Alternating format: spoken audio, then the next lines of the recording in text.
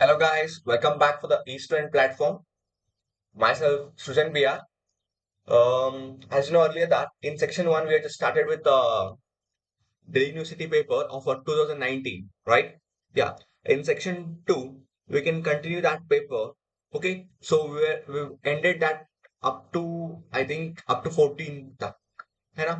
चले हम आज 15 से शुरू कर लेंगे. ठीक है. देख लो कहाँ पे एंड किए थे हम. हाँ, हम 14 तक एंड किए थे. हम आज 15 से शुरू कर लेंगे. ठीक है भाई. चले देख लो क्वेश्चन देख लो आप लोग एक बार. 15th one. Okay. We have completed already 13th one. And that answer I have mentioned that it is 75%, right? Okay. See, in 15th question, just try to read the question first. Which pair of spaces is listed in increasing order of the property given? किसका property increasing order है, मतलब कि normally पहला वाला लो होना चाहिए, next should B I, है ना. इसको बोलते हैं इंक्रीजिंग ऑर्डर, है ना. फर्स्ट शुड बी लो, है ना. पहला वाला लो होना चाहिए, है ना. उससे ज्यादा ए होना चाहिए, और हाई, और उसके बाद वेरी हाई होना चाहिए ना. हाँ, इसको हम बोलते हैं इंक्रीजिंग ऑर्डर ना. आई से इट्स इंक्रीजिंग ऑर्डर. ऐसे वाला कौन है इसमें पूछ रहा है. ठीक है. इंक्रीजिंग ऑर्डर कौन कौन सा है इसको देखना है. ठीक है. आप लोग ध्यान से देखो. Ionization energy. आयनाइजेशन एनर्जी किसका ज्यादा है पहले. पहला है, देखो, आयनाइजेशन एनर्जी. ये ठीक है क्या. Ionisation energy 15th one. First oxygen है. एक मिनट है. हाँ, वो रेडिकल नहीं है. हाँ. इंक्रीजिंग ऑर्डर मतलब कि पहले लो होना चाहिए, उसके बाद फ्लोरीन है क्या. ऑक्सीजन का कितना आयनाइजेशन एनर्जी. हाँ भाई, आयनाइजेशन एनर्जी तो ठीक है ना. पहला आयनाइजेशन एनर्जी का ऑर्डर क्या होता है. पहला आता है ऑक्सीजन, है ना. उसके बाद आता है नाइट्रोजन, उसके बाद आता है फ्लोरीन. यही है ना. हाँ भाई, एक गलत है ना. इसका मतलब कि एक गलत है. नाइट्रोजन होना चाहिए था ना. चल ठीक है, इसको हम देख लेंगे बाद में. ठीक है, हम आयनाइजेशन एनर्जी देख लेंगे बाद में. लेकिन उसके अलावा कोई है क्या, मतलब एक भी ठीक है, क्योंकि पहले लो होना चाहिए ना. पहले ऑक्सीजन है, उसके बाद नाइट्रोजन नहीं है, मेंशन नहीं है किया है, फिर भी फ्लोरीन है. ठीक है, एक ठीक हो सकता है. ठीक है. लेकिन कोवेलेंट रेडियस देखो. हम क्वेश्चन मतलब क्वेश्चन वो ऑप्शन ए में बाद में आएंगे. पहले कोवेलेंट कैरेक्टर देखो. हाइड्रोजन हाइड्राइड है, हाइड्रोजन ब्रोमाइड है. इस दोनों में कौन सा है पहले आना चाहिए. मतलब कि किसका एनिक मतलब किसका एनियन रेडियस, किसका एनियन है ना, एनियन आई माइनस और बी आर माइनस, किसका साइज ज्यादा है. पोलराइजेबिलिटी क्या बोलता है, फेजन्स रूल्स क्या बोलता है भाई. फेजन्स रूल्स बोलता है एनियन किसका ज्यादा साइज है, वो ज्यादा पोलराइजेबल होता है, वो ज्यादा कोवेलेंट कैरेक्टर होता है ना. This is more covalent, right. इसका मतलब कि मोर कोवेलेंट, है ना. दिस इज मोर कोवेलेंट, और ये नेक्स्ट कोवेलेंट है ना. This is less covalent. Due to why, due to anic size, due to anionic size. ठीक है, ड्यू टू anionic size. ठीक है भाई. देखो मतलब कि यही गलत है. पहला लो होना चाहिए, बी आर माइनस आना चाहिए, उसके बाद आना चाहिए आयोडाइड माइनस. ठीक है. इंक्रीजिंग ऑर्डर, ये इंक्रीजिंग ऑर्डर है. ये एक्चुअली डिक्रीजिंग ऑर्डर दिखा रहा है. It's a decreasing order. ठीक है, ये डिक्रीजिंग ऑर्डर. और रेडियस देखो. रेडियस किसका ज्यादा होना चाहिए, किसका आना चाहिए पहले. हाँ, क्योंकि हमको पता है कैटायन का radius is always lesser than anion. Cation radius, cation radius will always lesser than a anion radius, right. Tellurium क्या क्या दिया है. टेलुरियम 4 प्लस फर्स्ट आना चाहिए, उसके बाद टेलुरियम 2 माइनस आना चाहिए ना भाई. हाँ, टेलुरियम 2 माइनस आना चाहिए था, ऐसे आना चाहिए था. लेकिन उन्होंने ऐसे तो नहीं दिया है, उन्होंने डिक्रीजिंग ऑर्डर दिया है. ये भी डिक्रीजिंग ऑर्डर है भाई. हाँ, ये भी डिक्रीजिंग ऑर्डर है. ठीक है. और इसमें देखो melting point, down the group क्या होता है भाई. हाँ, down the group melting point का. डाउन द ग्रुप देखो, फ्लोरीन, फ्लोराइड का ब्रोमाइड, आयोडाइड, है ना। डाउन द ग्रुप क्या होता है, melting point and boiling point increases, क्यों भाई, क्योंकि वहां पे वैंडरवाल फोर्सेस इंक्रीज होता है। वैंडरवाल फोर्सेस क्यों होता है, due to more molecular weight, due to molecular weight, due to molecular weight the van der Waals force is increasing. If the van der Waals force increases, if the van der Waal if the van der Waal force increases, ठीक है, it direct proportional to a melting point and a boiling point, ठीक है।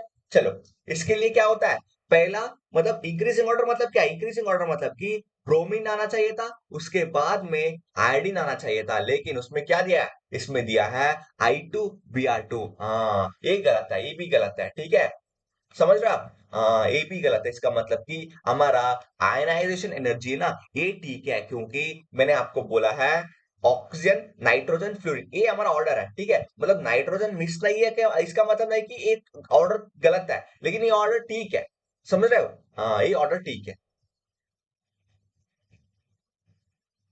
ठीक है भाई, ये हमारा right answer. आपको पता हो गया ना, कोलन कैरेक्टर होना चाहिए, colon character Fazl's rule follow होना चाहिए। फजल्स रूल के लिए एनायनिक रेडियस है ना, anionic radius should be high, anionic size should be high, है ना। सो डिक्रीजिंग ऑर्डर होना, ये डिक्रीजिंग ऑर्डर, ऐसे नहीं कि गलत है, ये ठीक है, लेकिन डिक्रीजिंग ऑर्डर दिया है, हमको क्या चाहिए था, हमको इंक्रीजिंग ऑर्डर चाहिए, हमको इंक्रीजिंग ऑर्डर चाहिए, पहला लो होना चाहिए, बाद में हाई होना चाहिए, लेकिन इसमें पहली ही हाई दिया है, बाद में लो दिया है, डिक्रीजिंग ऑर्डर दिया है, ठीक है, ये भी डिक्रीजिंग ऑर्डर दिया है, और इसमें इसमें इंक्रीजिंग ऑर्डर है, ये ठीक है। चले भाई, आपको समझ आया होगा ना। हाँ, चलो नेक्स्ट क्वेश्चन देखो, क्वेश्चन नंबर 16, क्वेश्चन नंबर 16 देखो भाई, क्या पूछ रहे हैं क्वेश्चन नंबर 16 पे,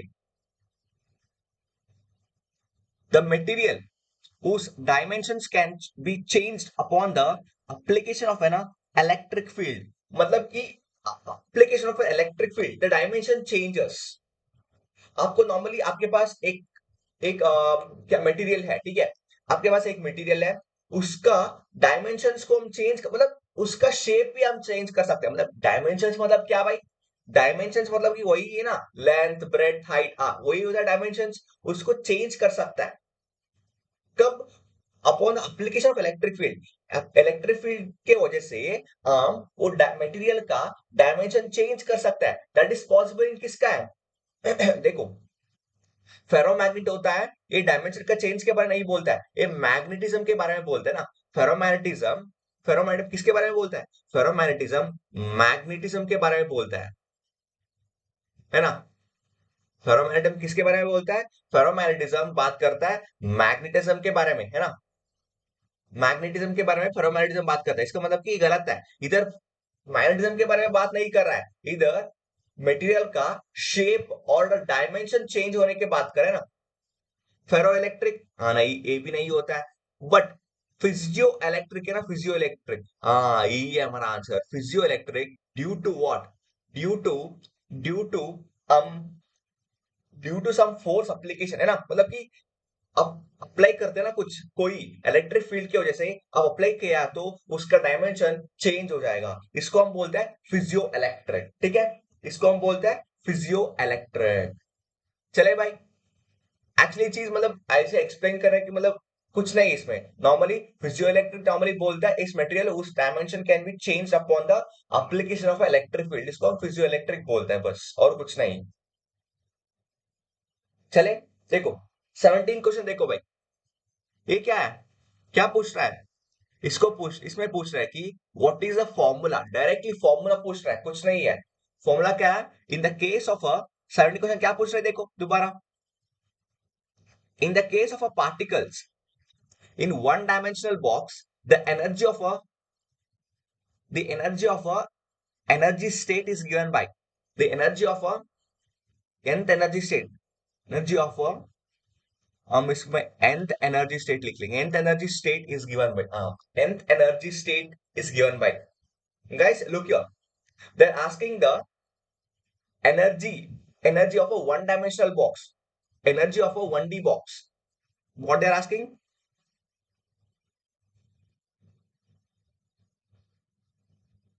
energy of a one dimensional box of nth state.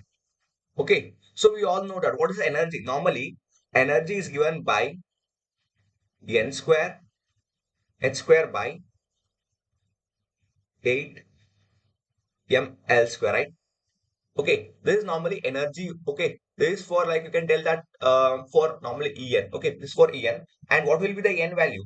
What will be the n value? N value will be normally from 1, right? From 1, 2, 3, 4, all. Okay, this is our normally a formula.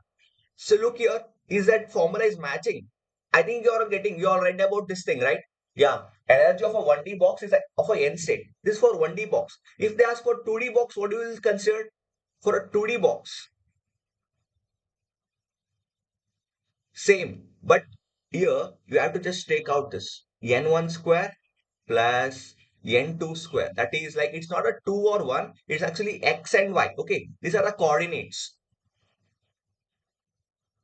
Nx square, ny square, s square by 8ml square. Okay, this is for a 2D box. Okay, for 3D box, for three-dimensional box, what will be the answer? So En is equal to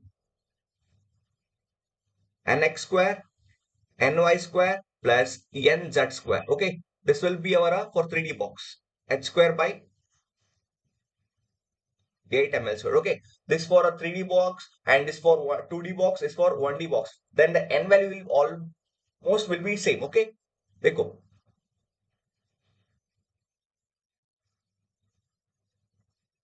इधर इधर x Y Z क्यों डाल रहा है भाई? क्योंकि वहां पे ओनली वन डायरेक्शन, मतलब कि ओनली एक्स कोऑर्डिनेट, मतलब we are using only x coordinate. Okay, this x axis coordinate. Okay, for 2D we are using x and y coordinate, both x and y coordinate. For this, for a 1D, and this for a 2D, and for 3D it's a three-dimensional. It is given in a all axis. Okay, that means z axis, x axis, and a y axis. Okay, fine, it is 3D. So we use these different formulas. Okay, just look at the formula. The formula is that given. This is matching with the given options in the question. Just look here. Can you see here? En is equal to n square h square by 8 ml square. लेकिन इधर M L नहीं दिया. What is L? L होता है box का length. Okay, length of a box. ठीक है, length of a box. लेकिन लेंथ ऑफ अ बॉक्स को हम एल से मेंशन करता है. आप ए से भी मेंशन कर सकते हैं, कोई कुछ नहीं इसमें. इसमें तो कुछ नहीं है, क्योंकि वो कांस्टेंट, मतलब नाम के लिए बस. ठीक है, this is the length of a box. ये नाम के लिए हम देखो, एल को उसमें दिया होता है ना. If length of a box is equal to a, then what will be the energy of the excited state? ऐसे पूछ सकता है ना. They just have mention that L is equal to a. Okay, they have mentioned that L is equal to A, so that our answer should be L is equal, sorry, En is equal to n square h square by 8 ml square. If L is equal to A, then we get this formula. चले, देख बस. लेकिन A तो गलत है. 8 तो ऊपर नहीं आएगा, B भी नहीं है, A भी गलत है. ठीक है, A भी गलत है. चले भाई, आपको समझ आया होगा ना ये इसमें. In the case of a particle in a one-dimensional box, the energy of the nth energy state is given by. ठीक है, चले. अब हम चलेंगे किसके ऊपर? 18 क्वेश्चन देखो. 18 क्वेश्चन क्या पूछ रहा है भाई? 18 क्वेश्चन, हाँ 18 क्वेश्चन पूछ रहा. How many chiral carbon atoms are present in a 2, 3, 4 trichloropentane? You have to find the chiral carbon atoms present in 2, 3, 4 trichloropentane. Okay, okay, see here. Just draw the structure, and I think you will find the interesting thing here. 2, 3, 4 trichloropentane, right? 2, 3, 4 trichloropentane.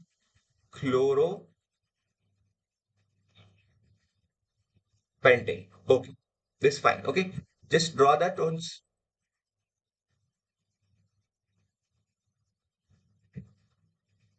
2,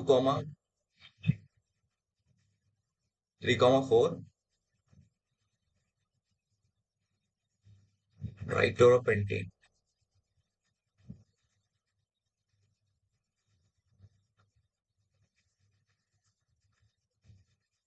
देखो भाई, ठीक है, इसको numbering करो, इसको numbering करो। 1, 2, 3, 4, 5, ठीक है। इसमें आप नॉर्मली जनरली देखो कितना कायरल, कायरल के लिए क्या होना चाहिए, कायरल के लिए 4 डिफरेंट सब्स्टिट्यूशन होना चाहिए कार्बन के ऊपर, 4 डिफरेंट सब्स्टिट्यूशन होना चाहिए on carbon. Okay, there should be a 4 different substitutions on a carbon atom. So that carbon will be chiral carbon. Okay, just look here. In this, check the second carbon. Second carbon, here a substitution is a CH3. Here it's a chlorine, and here it's a hydrogen, and here it is a 3 carbon atom. So it's normally a chiral. It's a chiral. And see fourth one, chlorine, and here CH3, and this, it has a 4 substitution, different substitution, so it is also chiral. But what about carbon atom? Can you find the chirality in a third carbon atom? Do you find here? Yes, you will find, you have to find, because see, you will tell that it's different. It's not, because here Cl and here hydro, okay, these two substitutions are different. So what about this?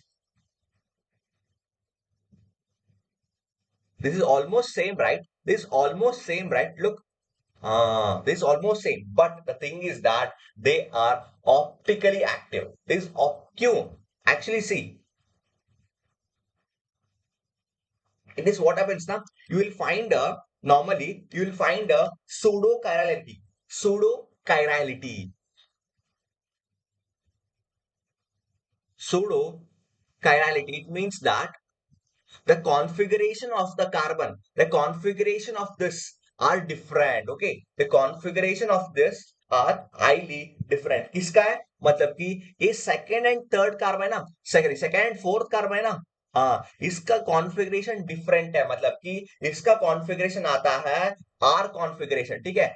इस second carbon का आता है R configuration, इसका आता है S configuration, मतलब कि ये दोनों है डिफरेंट ऑप्टिकल, ये दोनों है डिफरेंट ऑप्टिकल, है ना।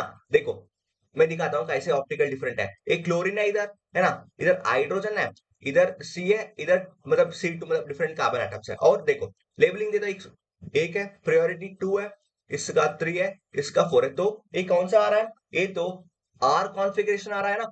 इस R configuration, okay, what about this? This will come with the yes configuration. This will come with the yes configuration.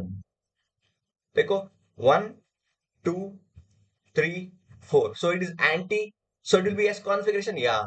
If this condition follows, okay, there should be a different configuration between the those similar carbon atoms attached to the third carbon atom. Okay. समझ रहे हो आपको, एक carbon के साथ दूसरा carbon जुड़ा है ना, वो सेम लग रहा है, लेकिन उसका configuration R and S nomenclature दोनों का सेम नहीं है। If it was same, it could be what, it could be a chiral, but it is not same, so it is also the third carbon is also a chiral by chiral, ठीक है। ये चीज अच्छा है, मतलब कि एक confuse होने का चांसेस है, लेकिन आपको एक चीज भी देखना है during the chirality following. Okay, देखो मैं आप एक सेंटेंस लिख लेता हूँ कि सुडो कायरल के बारे में, ठीक है। देखो सेकंड मतलब थर्ड कार्बन के ऊपर एक सेंटेंस लिख लेता हूँ, ठीक है।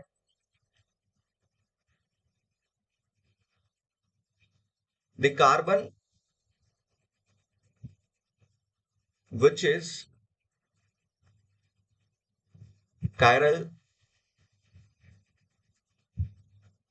just because of the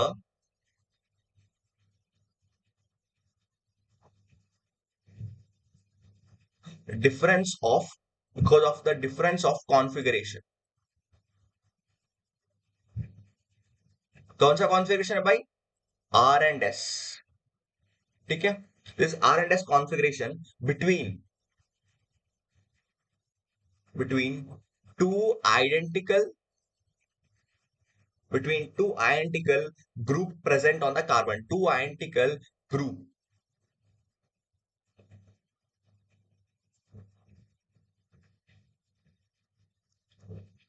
present on the carbon. ठीक है, प्रेजेंट ऑन द कार्बन। हाँ, इसको हम बोलता है क्या, इसको हम बोलता है सूडो कायरलिटी। सूडो कायरलिटी भाई, बस। चले, देखो, ये एक्चुअली वेरी इंपॉर्टेंट है। अब देखो, आपको कंफ्यूज हो सकता है, ठीक है, आपको एक चीज नहीं पता होगा, आप चीज को देख सकते हैं, ठीक है। देखो, इसको हम बोलते हैं सूडो कायरलिटी। इसके वजह से हमारा तीन कायरल कार्बन एटम आता है, ठीक है। कौन सा था, सेकेंड, थर्ड, फोर्थ, ये तीनों कायरल है, ठीक है। This two are normal chiral, okay, this is pseudo chiral, okay fine.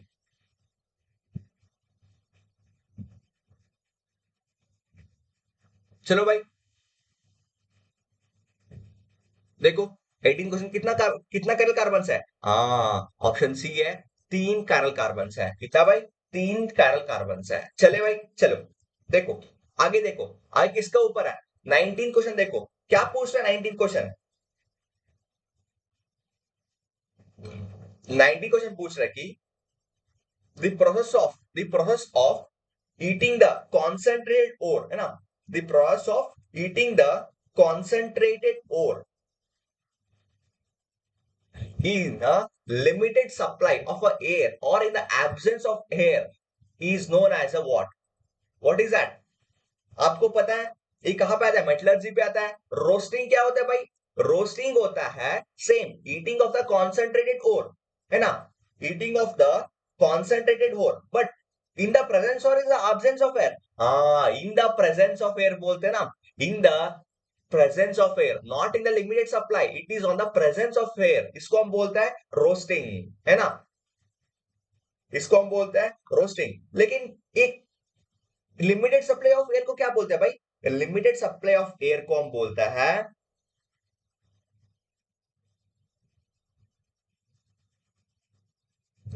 Limited supply of air को बोलते हैं हम कैल्सिनेशन। मतलब कि इधर लिमिटेड सप्लाई ऑफ एयर आता है, ठीक है। इसका एग्जांपल हम इसको देख सकते हैं कि कैल्शियम कार्बोनेट का, है ना।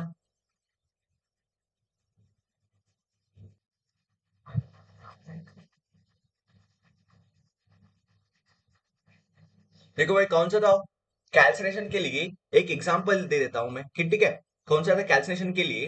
आप इसको ले सकते हैं कैल्सिनेशन के लिए,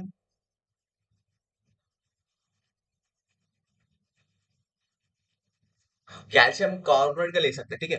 calcium carbonate, it is ईटेड absence of air, okay, और लिमिटेड सप्लाई ऑफ एयर, और limited supply,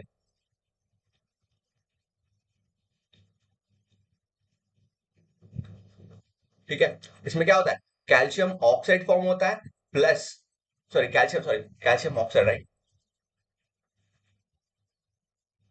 calcium oxide form होता है, प्लस क्या फॉर्म होता है भाई, प्लस कार्बन डाइऑक्साइड, ठीक है। हाँ, देखो, इसको हम लिमिटेड सप्लाई ऑफ एयर में कैल्सिनेशन बोलता है, और विदाउट लिमिट मतलब आईली आईली सप्लाई ऑफ एयर मतलब कि इन द प्रेजेंस ऑफ एयर बोलता है roasting,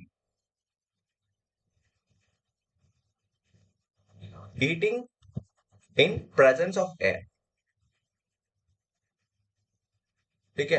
heating in presence of air बोलता है रोस्टिंग। चले, अब देखो, अब कौन सा था, क्यूपिलेशन। मतलब भाई क्यूपिलेशन मतलब क्या होता है भाई, क्यूपिलेशन मतलब कि इधर ओर्स और एलॉयड मेटल्स होता है ना, are treated under a high temperature,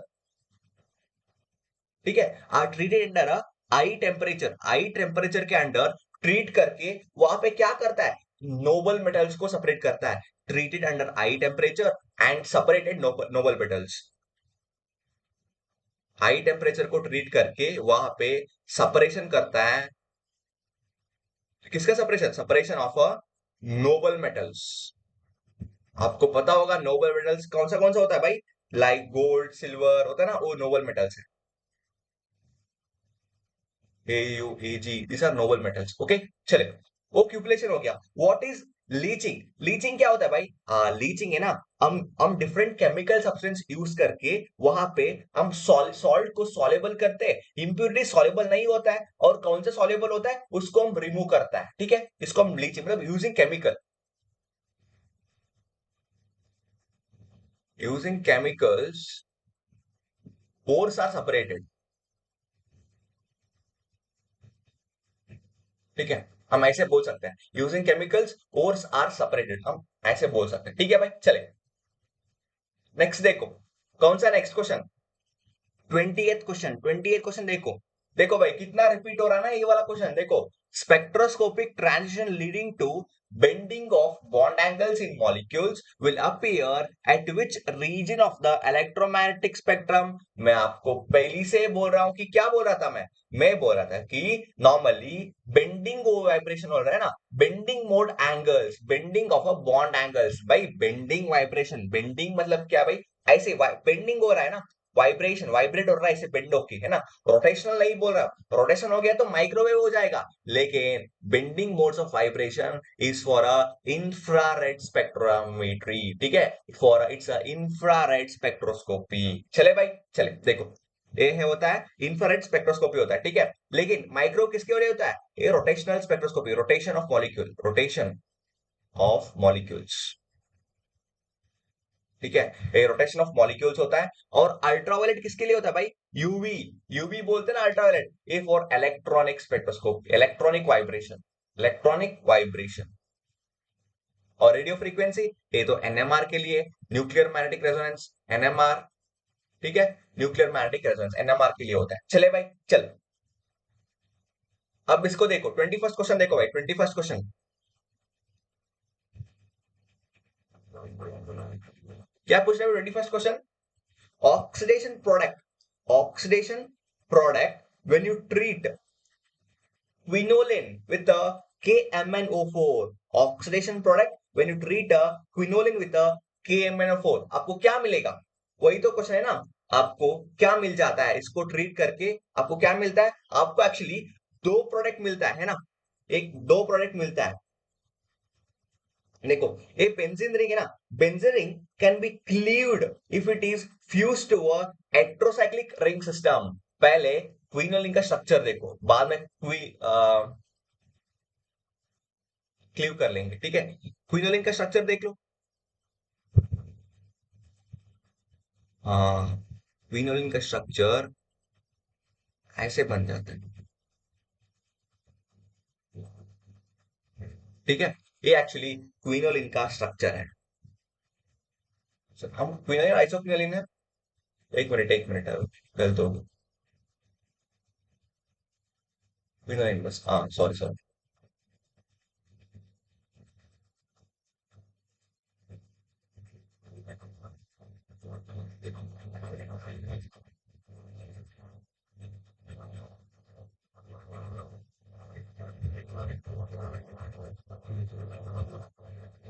एक क्विनोलिन है, ठीक है भाई। हाँ, मतलब एक बेंजीन के साथ अटैच हुआ ना, इसको हम इजिली क्लीव कर सकते हैं, ठीक है, दो प्रोडक्ट आ सकता है, पहले इधर से क्लीव हो सकता है, और दूसरा इधर से भी क्लीव हो सकता है, ठीक है, ठीक है, हमको दो प्रोडक्ट मिलेगा, ठीक है, हमको एक प्रोडक्ट है, वो तो मतलब किसके साथ ट्रीट करके, KMnO4 किसी, ये KMnO4 क्या भाई? KMnO4 है गुड ऑक्सीडाइजिंग एजेंट, ठीक है, ये गुड मतलब Mn, manganese oxygen state, sorry 6 है ना, हाँ 6, ए वाला से वो KMnO4 बन गया, ठीक है, हम एक गुड ऑक्सीडाइजिंग एजेंट है, तो क्या भाई एक गुड ऑक्सीडाइजिंग एजेंट,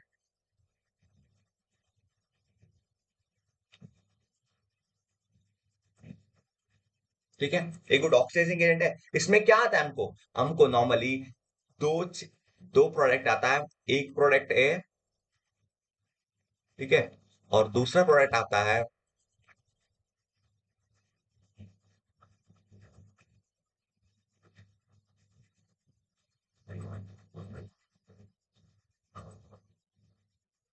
ठीक है भाई, ठीक है, ये दूसरा प्रोडक्ट है। अब इसका प्रोडक्ट का नाम क्या भाई? ये तो क्विनोलिन था, ये तो क्विनोलिन था, और इस प्रोडक्ट का नाम क्या है भाई, इस प्रोडक्ट का? हाँ, इस प्रोडक्ट का नाम है टैलिक एसिड,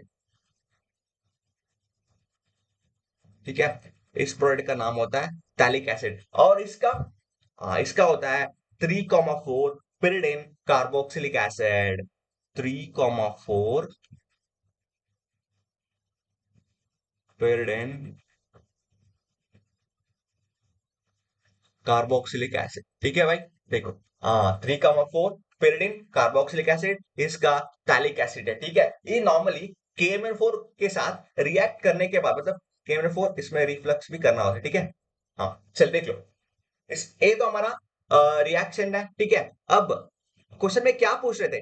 क्वेश्चन में पूछ रहे थे कौन सा प्रोडक्ट आएगा oxygen product of a quinoline with a KMnO4 is, कौन सा है भाई? इसमें pyridine वाला प्रोडक्ट है क्या? नहीं, इसमें है, एक ही है, दैट इज थैलिक एसिड, है ना?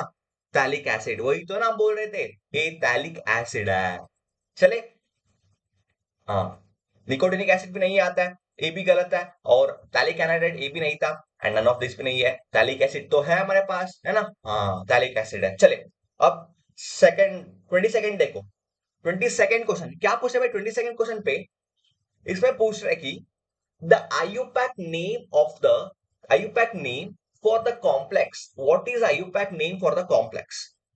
Okay, before going to the complex, we should just try to find this coordination sphere. Just try to find the charge on the coordination sphere. Okay, just try to find a charge on the coordination sphere, and then we can go. Firstly, we have to always, there is a rule that you have to write the cationic part and then the anionic. Okay, so what is the cationic part here? This is right. Cobalt NO2 mean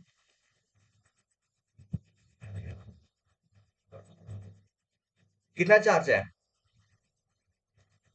2 plus charge है ना भाई? हाँ, 2 plus charge है, और ये तो 2Cl- है। ठीक है, देखो, ये हमारा कैटोनिक पार्ट है। अब इसका, अब कोबाल्ट के ऊपर कितना ऑक्सीजन स्टेट है वो देखना है पहले। ठीक है, कोबाल्ट के ऊपर, ठीक है, मतलब वो भी देख सकते हैं, और नॉर्मली स्टार्ट कर सकते हैं हम लेबलिंग। ठीक है, आयुपैक नेम दे सकते हैं इसके लिए, बस चले, दे दो, पहले नेम दे दो। कैसे नेम देना भाई? हाँ, पहले हमारा कौन सा आता है? ये हमारा क्या है? एन नाइट्रो है ना?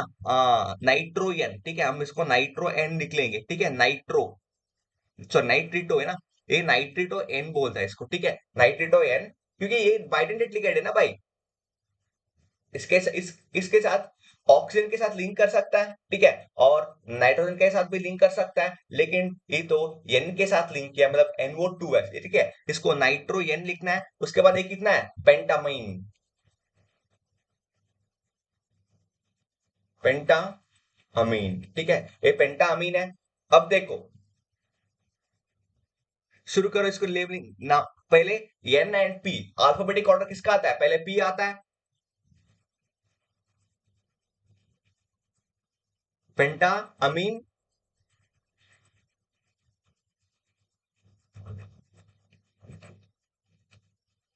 नाइट्रिटो एन कोबाल्ट, नाइट्रिटो एन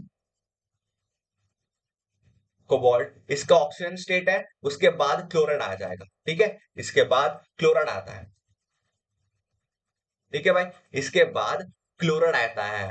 देखो ये कहां पे है? देखो, ये आंसर कहां पे है? Pentaammine nitro N cobalt chloride, pentaammine nitro. देखो, हाँ, दो ऑप्शन है ना, ऑप्शन सी, ऑप्शन डी, दोनों में है, लेकिन इधर ऑक्सीजन स्टेट का फर्क पड़ रहा है। Oxygen state is different for a cobalt, that will be like, let's check it. Even मुझे को नहीं पता है क्या है इसका ऑक्सीजन स्टेट, है ना? देख ले।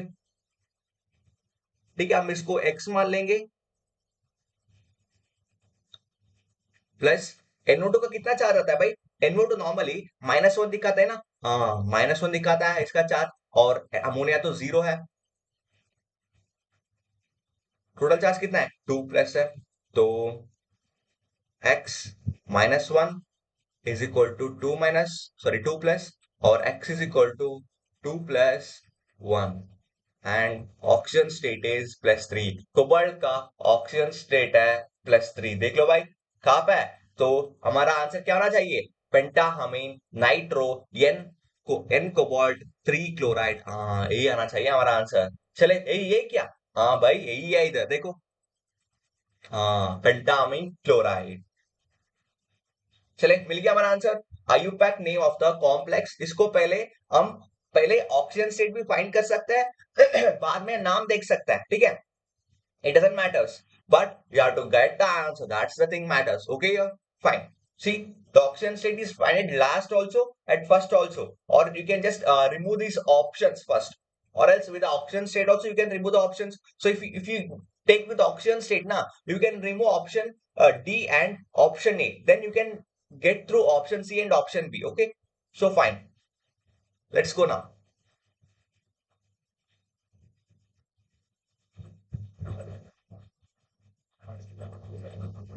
Just check question number 23rd. See, can you see the question number 23rd? What is talking about? Actually, it's a repeated question. Bar bar repeat हो रहा है भाई, बहुत बार रिपीट हो रहा है भाई। मैंने एक्चुअली नॉर्मली मैं इतना क्वेश्चन पेपर सॉल्व किया ना अभी, इसमें मैं एक तीसरा बार आ रहा है, एक तीसरा बार आया, it's a third time. Third time repeated question है, ठीक है। इसमें क्या देखना है, इसमें AgNO3 है, ये एलोजन का मतलब डिसॉल्व करने के बाद इसको एलोजन कैरी करता है, सिल्वर सिल्वर ब्रोमाइड करता है, ठीक है। और सिल्वर ब्रोमाइड है, इसके साथ क्या हो जाएगा, ब्रोमीन एलिमिनेट हो जाएगा, सभी ब्रोमीन एलिमिनेट हो जाएगा। तो वहां पे कौन सा स्टेबल कैटायन बन जाता है ना, इसको हम वो जल्दी प्रेसिपिटेट हो जाएगा। इस चारों में AgNO3 क्या करता है, AgNO3 ट्रीट करके साथ AgBr बन जाता है, ठीक है। AgBr बन जाता है, AgBr बन के सभी का कैटोनिक पार्ट आ जाएगा, है ना। इसमें ट्रोपिलियम कार्बोकैटायन है, ट्रोपिलियम कार्बोकैटायन, ठीक है। इसके वजह से ट्रोपिलियम कार्बोकैटायन का स्टेबिलिटी ज्यादा है। ये हमारा ठीक आंसर है, इज आवर राइट आंसर। चले, ट्रोपिलियम कार्बोकैटायन है।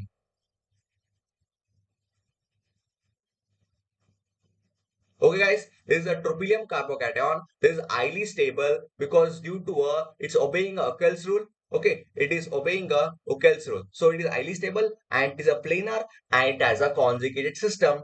Okay, चलो 24 क्वेश्चन देखो भाई, 24 question. What is 24 question? The one which decrease in dilution is the one which decrease in dilution। आपको इसमें एक चीज ध्यान रखना है, क्या चीज है भाई, मतलब डाइल्यूशन किसमें होता है ये चीज देखना है, ठीक है। डाइल्यूशन किसमें हो रहा है वो देखना है। देखो, डाइल्यूशन चारों में होता है, लेकिन इसका चेंजेस क्या होता है, डाइल्यूशन होने के बाद इसका कंडक्टिविटी के बारे में क्या होता है भाई। हाँ, मैं आपको 4 सेंटेंस लिख लेता हूँ, ठीक है। वो बहुत इंपॉर्टेंट है, ठीक है। उसमें आप मतलब molar conductance, conductance, equivalent conductance, specific conductance का सभी का आपको नॉर्मली आ जाता है, ठीक है। देखिए,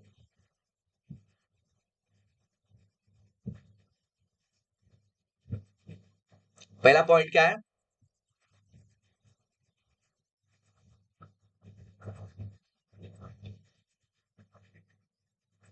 conductance,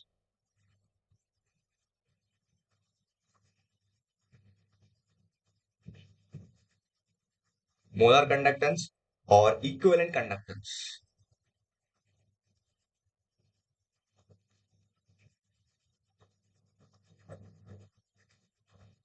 Okay, molar conductance, equivalent conductance of an electrolyte increases on dilution of an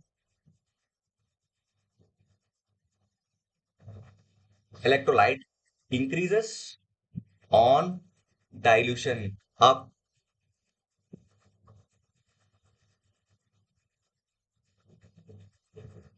ठीक है, आप डाइल्यूट करेगा तो conductance, more conductance and equivalent, these three conductivity will increases। if you dilute this, the conductance increases। then what is that, weak electrolyte को क्या होता है,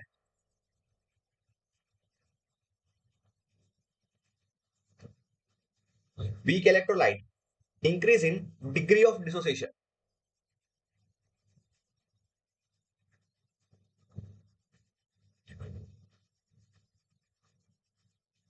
When you do dilution after that, doing increase in dilution, increase in dilution. Okay, weak electrolytes increase in degree of dissociation, and for strong electrolytes,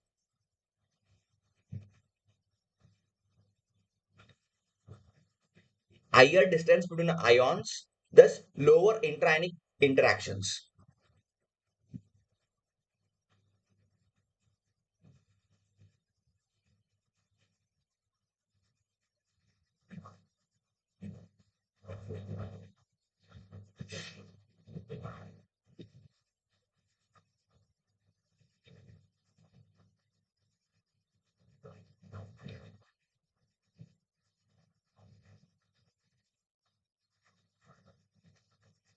ठीक है, और ये हमारा normally किसके था, ये normally conductance, molar conductance, equivalent conductance. But now for the specific conductance or a conductivity, okay, specific conductance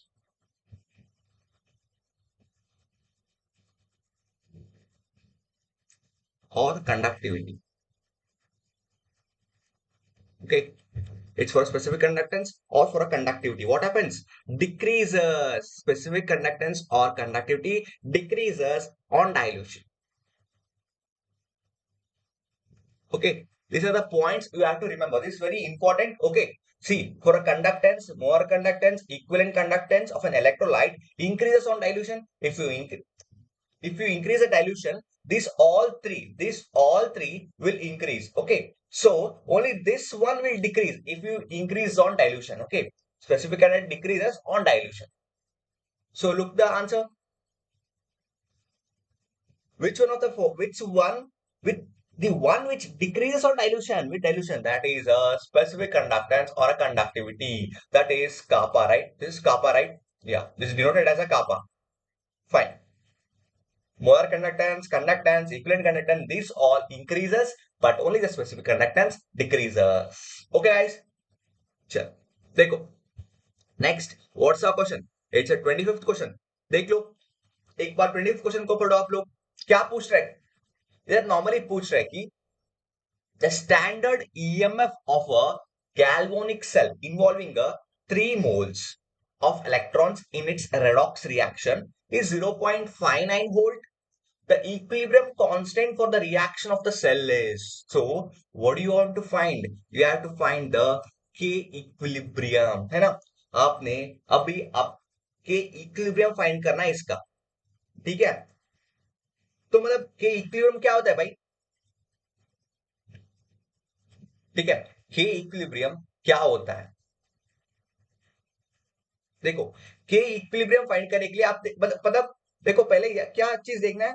पहले इधर देखना है कि नॉर्मली इसका n वैल्यू क्या भाई, नंबर ऑफ, कितना नंबर ऑफ मोल्स है, 3 मोल्स है, ठीक है, मतलब कि इधर 3 मोल्स है, ठीक है, इधर तो 3 मोल्स है, और रिडॉक्स रिएक्शन तक standard EMF of galvanic cell, मतलब ई नॉट सेल दिया है ना, E naught cell standard, E naught cell कितना भाई, ई नॉट सेल दिया है 0.59 volt, okay, E naught cell दिया है 0.59 वोल्ट। और देखो, ये तो दिया है, और आपके पास एक चीज पता है, equilibrium, when the reaction is an equilibrium, क्या होता है भाई, when the reaction is an equilibrium condition,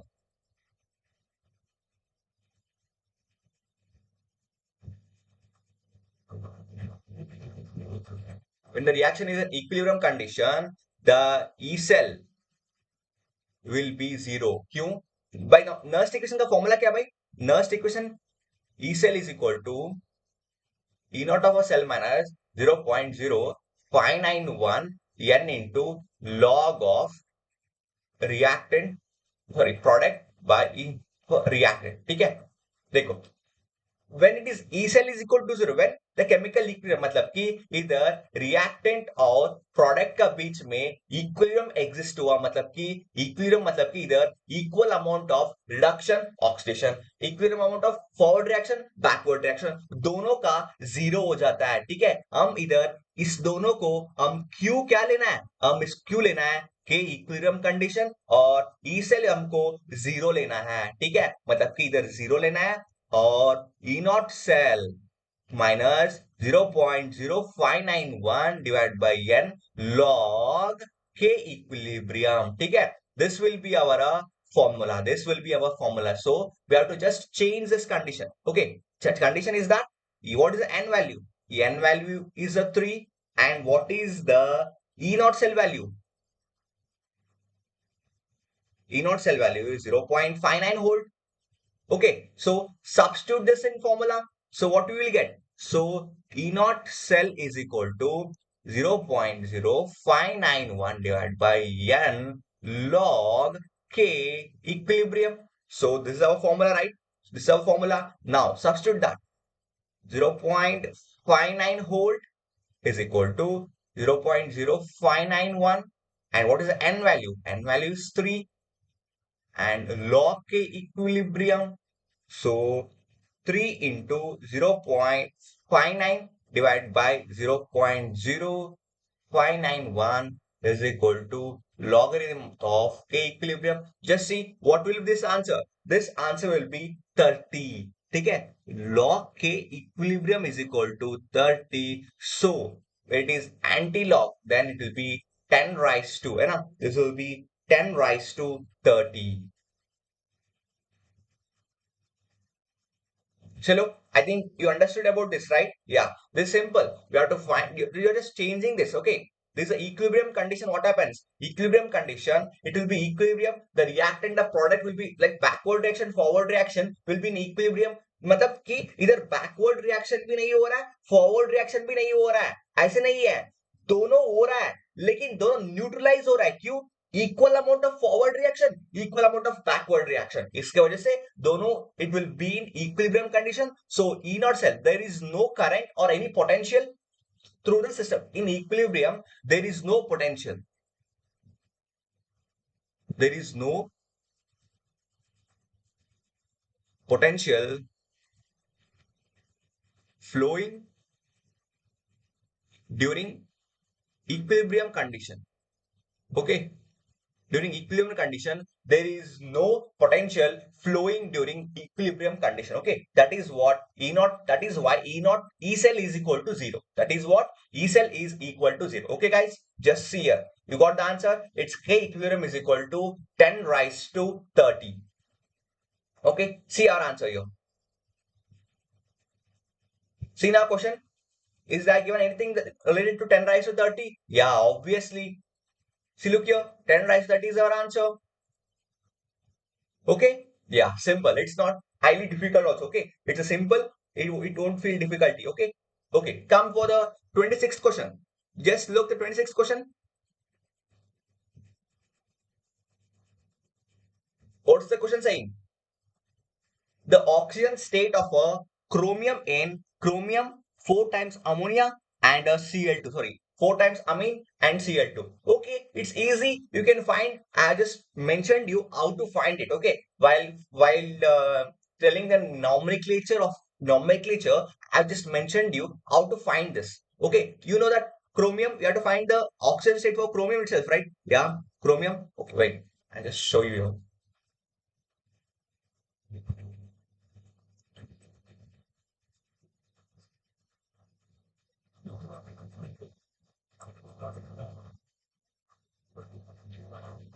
Okay, look here. For chromium, right? Yeah. I'll just write the complex once again.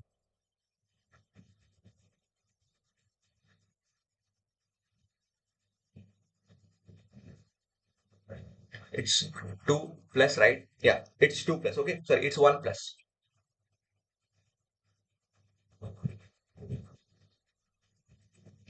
Okay, so chromium is we have to consider X, and we know that amine has no charge, so 0, plus chlorine has a -1 charge, and here there is a total charge is +1. So therefore x minus 2 is equal to +1. Finally, you will get a +3 as a charge. Okay, finally you will get a +3 as a oxygen state of a chromium.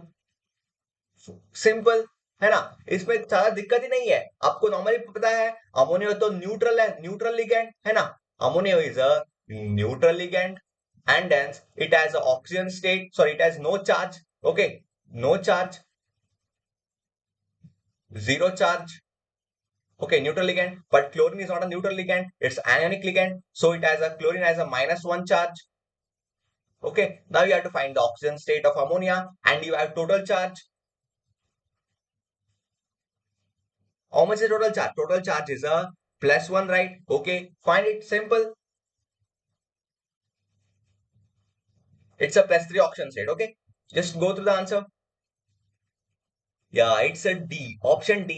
They are given only mentioned 3. If you have got the answer -3 also, it could be a 3. Your luck. It would be a luck because like they have not given the sign convention, right? If they could have given a sign convention, if you have got a -3, it could be a right answer. But right now, it's a wrong. Okay, fine.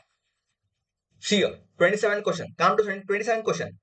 Activated charcoal is used to remove coloring matter from pure substance. Okay, activated charcoal is used to remove coloring matter from pure substance. It works by, okay guys, look here. To remove coloring matter, what does it should do? It can't absorb completely. Do you know the difference between absorption and adsorption? Yeah, adsorption. Okay, wait. I just come to you back to that difference. First, look here. Activate charcoal is used to remove coloring matter for pure substance. It work by no. There is no reduction or oxidation. This is wrong. Okay, this is highly wrong. There is no difference in like oxidation, reduction, and dot. Okay, there is only there is a two options. It may be absorption or adsorption. By knowing this meaning, you can tell you what is the right answer. Okay, what is adsorption, guys? What is adsorption? Okay, sorry. What is absorption?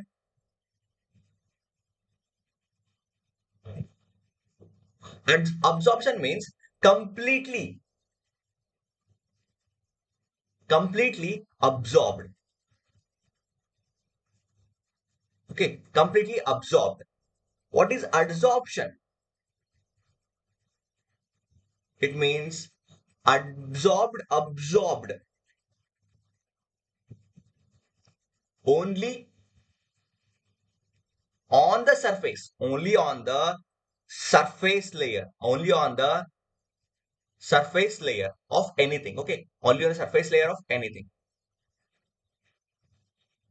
Okay, this called adsorption. Adsorption मतलब कि कहां पे adsorption हो रहा है? Adsorption हो रहा है कहां पे? अब्सॉर्प्शन मतलब कि सरफेस के ऊपर अब्सॉर्प्शन हो रहा है ना, ओनली ऑन द सरफेस के ऊपर, बहुत अंदर नहीं जा रहा है ना. देखो, आप चॉपिस को चॉक, आपके पास एक चॉक है, चॉपिस है, ठीक है, उसको हम इंक पे डिप कर लेंगे, इंक पे, ठीक है, क्या होता है? उसका पूरा colour has been completely absorbed, ठीक है, कंप्लीटली अब्सॉर्ब मतलब कि only on the surface, only on surface, ठीक है, अंदर पूरा व्हाइट ही है, लेकिन बाहर चॉपिस का बाहर क्या दिखता है? इंक कलर दिख रहा है ना, पर्पल कलर दिख रहा है, लेकिन इसको हम बोलता है एड्सॉर्प्शन, ठीक है, इसको हम बोलता है एड्सॉर्प्शन. लेकिन क्या बात है, लेकिन अब देखो कॉटन और स्पॉन्ज दोनों कैसे काम करता है? दोनों अब्सॉर्प्शन जैसे काम करता है, पूरा अब्सॉर्ब हो जाता है ना पूरा. देखो, आप स्पॉन्ज और कॉटन ले लो, इसको वाटर में डिप करो और निकाल दो, क्या होता है? ऐसे करो, एक बार ऐसे प्रेस करो, स्क्वीज करो, क्या होता है? पूरा पानी नीचे गिर जाता है, मतलब कि अंदर से पूरा वो अब्सॉर्ब हो चुका है. लेकिन चॉप इसको तो इंक में डाल दो, ठीक है, और पानी में डाल दो, only on the surface absorb होता है, only on the surface absorb होता है, ठीक है. देखो, अब क्या क्वेश्चन पूछ रहा है? कलरिंग एजेंट, ठीक है, कलरिंग एजेंट के बारे में पूछ रहे हैं ना, कलरिंग एजेंट. देखो, कलरिंग एजेंट में क्या होता है भाई? इसमें वो normally a large surface, charcoal का लार्ज सरफेस एरिया होता है, ठीक है, चारकोल का लार्ज सरफेस एरिया होता है, इसको क्या करता है वो, गैसेस को एब्जॉर्ब करता है, एब्जॉर्ब्स गैसेस एंड कलरेंट्स, ठीक है। सॉल्यूशन के अंदर डालने के बाद क्या करता है, सॉल्यूशन के अंदर डालने के बाद वो कलर को एब्जॉर्ब कर लेता है, क्या करता है, एब्जॉर्प्शन करता है भाई, एब्जॉर्प्शन, ठीक है, सरफेस एरिया के ऊपर कलर को एब्जॉर्ब कर लेता है, बस इसको हम बोलते हैं एब्जॉर्प्शन, ठीक है भाई।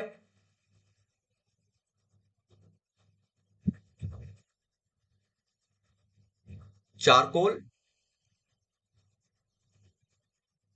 Absorbs only the, sorry only on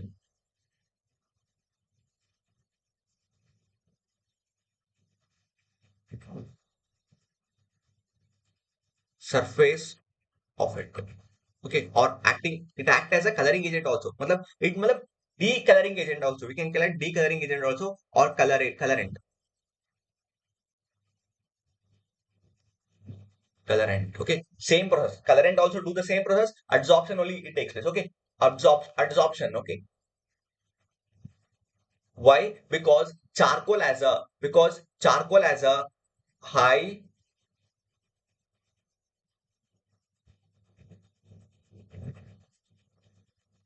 surface area of a charcoal,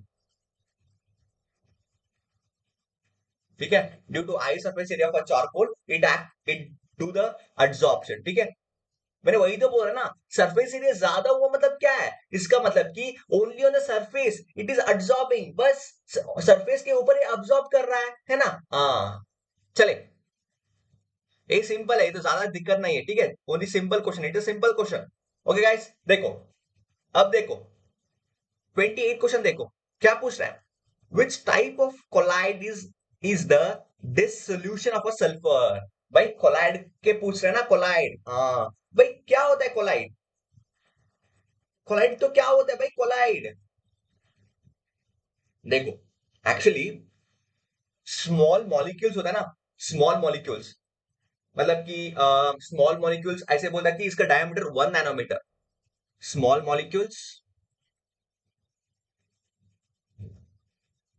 इसका डायमीटर हो सकता है कि 1 नैनोमीटर, ठीक है, मतलब कि 1 नैनोमीटर, नैनोमीटर मतलब क्या भाई, 1 × 10⁻⁹मीटर है ना, हाँ, इतना इतना छोटा है, इतना छोटा वाला होता है, ठीक है, इतना छोटा है, हम इससे क्या करता है, हम इससे एक सॉल्यूशन, मतलब डिसोल्यूशन मतलब क्या भाई, डिसोल्यूशन मतलब कि वहां पे सॉल्यूशन सॉल्यूशन के अंदर डाल दिया, ठीक है, पहले पहले प्रोसेस क्या है, हम कोलाइड टाइप, कोई एक कोलाइड को, मतलब कोई एक मटेरियल को हम सॉल्यूशन के अंदर डाल दिया, ठीक है, हम कोई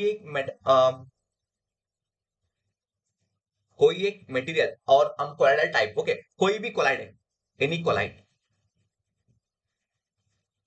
एनी कोलाइड हम सॉल्यूशन के डाल दिया, ठीक है, सॉल्यूशन के अंदर डाल दिया, ये पूरा छोटा छोटा मॉलिक्यूल हो जाएगा, ठीक है, स्मॉल मॉलिक्यूल्स, डिसोल्यूशन हो गया ना, मतलब कि वहां पे क्या हो गया, वहां पे पूरा डिसोल्व हो गया, ठीक है, small particles of a diameter 1 nanometre, okay, of diameter of 1 nanometre, okay, अब क्या करेगा, स्मॉल पार्टिकल्स होके डिसॉल्व हो जाएगा, अब क्या करता है, अब ये पूरा अग्रीगेट हो जाता है, अग्रीगेट होके अग्रीगेट होके बड़ा बड़ा मल्टी मॉलिक्यूलर बन जाता है, ठीक है, बड़ा बड़ा होके मल्टी मॉलिक्यूलर कोलाइड्स बन जाता है, कोई एक कोलाइड था, ठीक है, कोई एनी कोलाइड था, हम क्या कर दिया, हम सॉल्यूशन के अंदर डाल दिया, उस पार्टिकल से ना 1 नैनोमीटर इतना छोटा छोटा पार्टिकल डिसॉल्व हो जाएगा, ठीक है, इतना छोटा छोटा पार्टिकल डिसॉल्व होके क्या कर लेता है, अग्रीगेट बन जाता है, दोबारा वो दोबारा क्या करता है, गेट टुगेदर बन जाता है, गेट टुगेदर, ठीक है, गेट टुगेदर बन के अग्रीगेट बन जाके अब मल्टी मॉलिक्यूलर बन जाएगा, मल्टी मॉलिक्यूलर कोलाइड बन जाता है भाई, मल्टी मॉलिक्यूलर कोलाइड, बस सिंपल है, और कुछ नहीं इसमें, ठीक है, इसमें क्या बन रहा है, मल्टी मॉलिक्यूलर कोलाइड बन जाता है, मल्टी मॉलिक्यूलर, ठीक है, बस मतलब वही तो, इस क्यों हो रहा है, क्योंकि वहां पे छोटा छोटा मॉलिक्यूल बन रहा है ना, एसेट मॉलिक्यूल, ठीक है, sulphur asset molecule, sulphur aside molecule छोटा छोटा मॉलिक्यूल बन के वहां पे मल्टी मॉलिक्यूलर कोलाइड बन जाता है। ठीक है भाई, चले।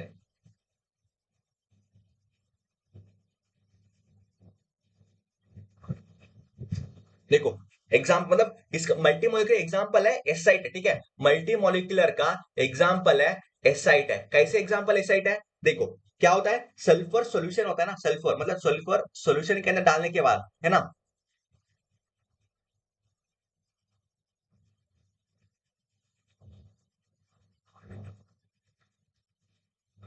sulfur solution contains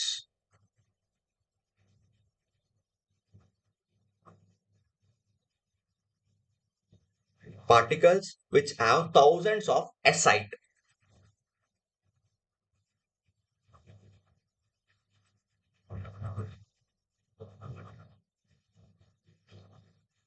Thousands of acid molecules. ठीक है, thousands of acid molecules। देखो, यही एग्जांपल है, किसका एग्जांपल है? Example of multi molecular collide.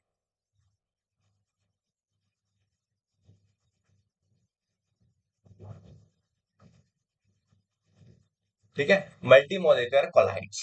चले, चले भाई। देखो, अब 28 क्वेश्चन हो गया।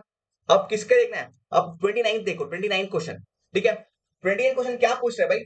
पूछ रहा है कि for the given complex cobalt, Cl2, En, NH3 twice, the number of geometrical isomerism, number of optical isomerism, total number of isomerism of all types possible respectively।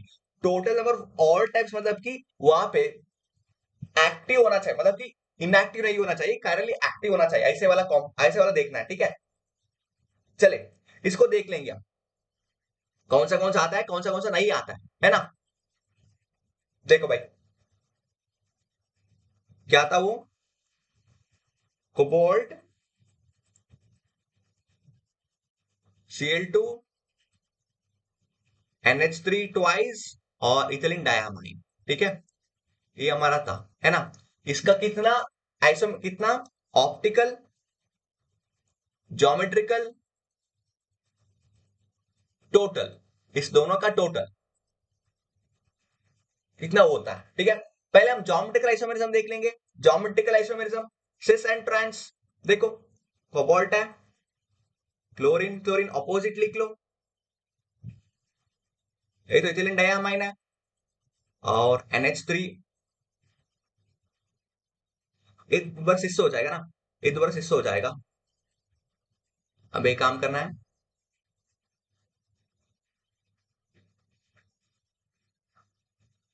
इधर Cl लिख लो, इधर NH3 लिख, ठीक है। ये क्या भाई? ये ट्रांस हो गया ना, ये ट्रांस हो गया। हाँ, ये ट्रांस हो गया। और दूसरा देखो, सिस देखो, Cl साथ में है और NH3 है।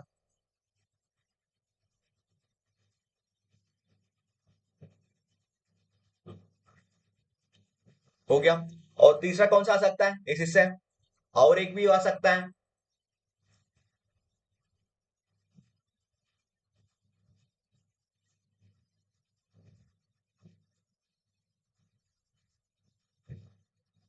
ए भी हम ट्रांस बोल सकते हैं ना, क्योंकि अपोजिट अपोजिट है। सी क्लोरीन क्लोरीन अपोजिट है ना। हाँ, ए भी ट्रांस बोल सकता है। लेकिन क्या है, ये ऑप्टिकली इनएक्टिव है, मतलब कि ये ज्योमेट्रिकली एक्टिव नहीं है। ठीक है, दिस इज ज्योमेट्रिकली इनएक्टिव। समझ रहे हो? This is geometrically inactive. ठीक है मतलब ये तो है। ठीक है, हम इसको ज्योमेट्रिकली एक्टिव बोल सकते हैं, लेकिन सॉरी, ज्योमेट्रिकली है, ज्योमेट्रिकली आइसोमेरिज्म है, लेकिन इट्स इनएक्टिव, क्योंकि अब इसको ऐसे कट करो, क्या मिल रहा है? इस प्लेन पे कट करो, हमको इनएक्टिव मिल रहा है ना, इनएक्टिव, ज्योमेट्रिकली इनएक्टिव है। ठीक है, चलो, ए हो गया। और दूसरा हम ऑप्टिकली देख लेंगे, ये ऑप्टिकली एक्टिव है, दिस इज ऑप्टिकली एक्टिव। ठीक है, दिस ऑप्टिकली एक्टिव बोल सकता है। ठीक है, और ए भी ऑप्टिकली एक्टिव है। ठीक है, नहीं, this is also optically inactive,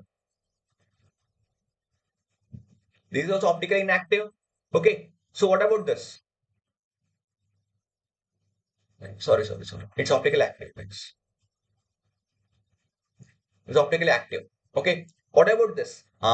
This is also optically active. So from this we get the optical isomerism में कितना आता है? 2 isomerism आता है, ठीक है? 2 isomerism आता है और ज्योमेट्रिकल आइसोमेरिज्म में कितना आता है? 2 isomerism आता है और टोटल कितना है? टोटल ज्योमेट्रिकल आइसोमेरिज्म पे एक ऑप्टिकली इनएक्टिव है, ठीक है? ऑप्टिकली इनएक्टिव, तो टोटल हो गया 3।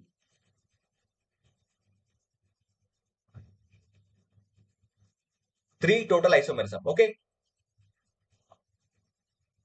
चले भाई, 3 हो गया टोटल आइसोमेरिज्म, ठीक है? ऑप्टिकल आइसोमेरिज्म 2 है, ज्योमेट्रिकल आइसोमेरिज्म 2 है, टोटल आइसोमेरिज्म 3 है, मतलब कि 2 2 3, बस यही आंसर होना चाहिए। ऑप्टिकल कैसे भाई? ऑप्टिकल है, दोनों का मिरर इमेज होना चाहिए ना।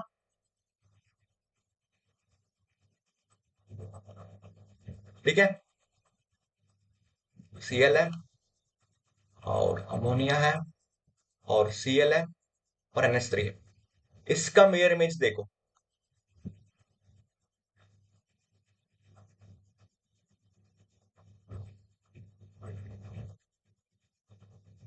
Cl NH3, ठीक है? ये इस दोनों का मिरर, तो दोनों का क्या है? ऑप्टिकली एक्टिव, ठीक है? इसलिए 2 है, ठीक है? चले, कितना भाई? 2 2 2 3 है ना? 2 2 3, ये हमारा आंसर है, ठीक है? 3 क्या है? 3 होता है टोटल नंबर ऑफ आइसोमेरिज्म और 8 ज्योमेट्रिकल आइसोमेरिज्म ओ ऑप्टिकल आइसोमेरिज्म। चले, चलो भाई, अब देखो 30 क्वेश्चन देखो, 30th। कोवेलेंट मॉलिक्यूल्स AB3 है, कोवेलेंट मॉलिक्यूल्स कौन सा है? AB3 है, ठीक है? वो बोल रहा है कि AB3 as a pyramidal structure, the number of lone pair and bond pair electron is AB3, मतलब कि एक AB3 पिरामिडल स्ट्रक्चर है, ठीक है? AB3 है पिरामिडल स्ट्रक्चर। आपको पता है पिरामिडल स्ट्रक्चर कैसे होता है भाई? पिरामिडल स्ट्रक्चर के एग्जांपल कौन सा लेना है? हम NH3 ले लो, NH3 पिरामिडल स्ट्रक्चर है, देखो एक लोन पेयर है, hydrogen, hydrogen, hydrogen, this is a one lone pair, okay, one lone pair, so it is a pyramidal structure. Oh, they're asking about AB3, right? This is what AB3, right? This is what AB3, they have not mentioned lone pair, but AB3 of a pyramidal structure, they are given the clue that it's a pyramidal structure, okay? So it means that it has a 3 bond pairs and a 1 lone pair, okay? 1 lone pair, this is what for a pyramidal structure.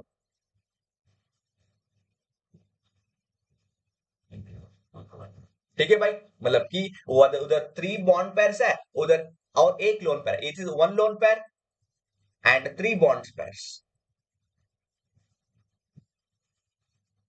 ठीक है भाई? चले, आपको समझ आ गया ना? AB3 पूछ रहा है उधर, AB3, एक क्लू दिया है, एक नॉर्मली दिया है, ये AB2 टाइप है, ठीक है?